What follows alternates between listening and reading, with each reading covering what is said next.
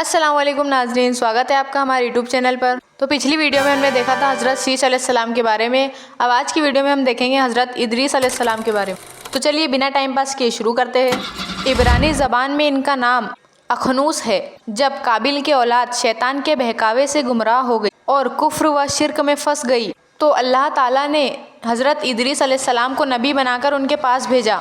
हज़रत इदरीस ने अपनी कौम को अल्लाह के दीन का पैगाम पहुंचाना शुरू किया। बहुत से लोगों ने इनकी बात मान ली और कुफ्र का रास्ता छोड़कर नेक हिदायत पर चल पड़े और नेकी और सच्चाई के पाबंद हो गए। लेकिन जो लोग गुमराही और कुफ्र को सच्चा मानते थे और उसके ही अंधेरे में भटकने को बेहतर समझते थे, उन पर कोई असर न हुआ और वह गुमराही में ही भटके रहे।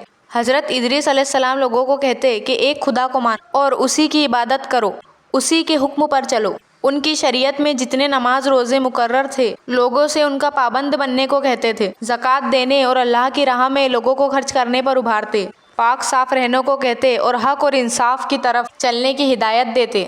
हज़रत इदरीस अलैहिस्सलाम खुद इतनी इबादत करते थे कि हर रोज़ 1000 बार तस्बीह शरीफ पढ़ा करते थे। उनके पास फरिश्ते आते जाते थे। वो उनकी संगत में रहना पसंद करते थे। उनके भले काम इतने थे कि उनकी बराबरी तमाम मखलूक की भलाइयाँ भी न कर सकती थी। फिर यह बात आसमान तक पहुंची। फरिश्तों में कानाफूसियाँ शुरू हो गई। अल्लाह से इजाज़त लेकर हज़रत इज़राइल सही सूरत जानने के लिए आए। इंसान की शक्ल में वह हज़रत इदरीस अलैहिस्सलाम के साथ कई दिन रहे।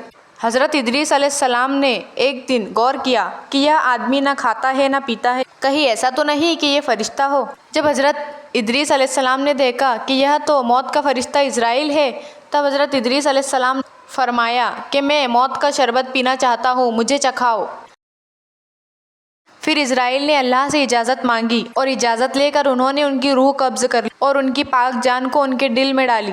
फिर हज़रत इदरीस अलैहिस्सलाम ने फरमाया कि मुझे जन्नत और दोज़ख देखने का बहुत शौक़ है, मुझे इनकी सैर कराओ। इज़राइल ने अल्लाह के हुक्म से उनको अपने परों पर बिठाया, फिर उन्हें दोज़ख की सैर कराई, फिर इसके बाद जन्नत की नेमतों की सैर कराई। हज़रत इदरीस जब हूरों, नहरों और बागों की सैर कर चुके थे तो इज़राइल ने कहा, अब मेरे साथ जन्नत से बाहर चलिए और इस मकान से बाहर निकलिए।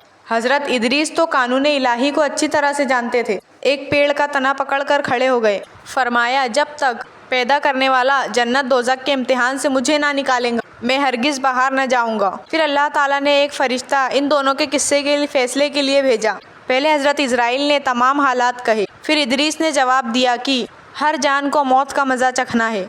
इसके तकाज़े के तौर पर मौत के जहर का कड़वा शरबत चखा और तुम ही में से उसमें जाएंगे। इसके मुताबिक दोज़ख में दाखिल हुआ, इसलिए अब यहाँ से निकलने का कोई सवाल नहीं।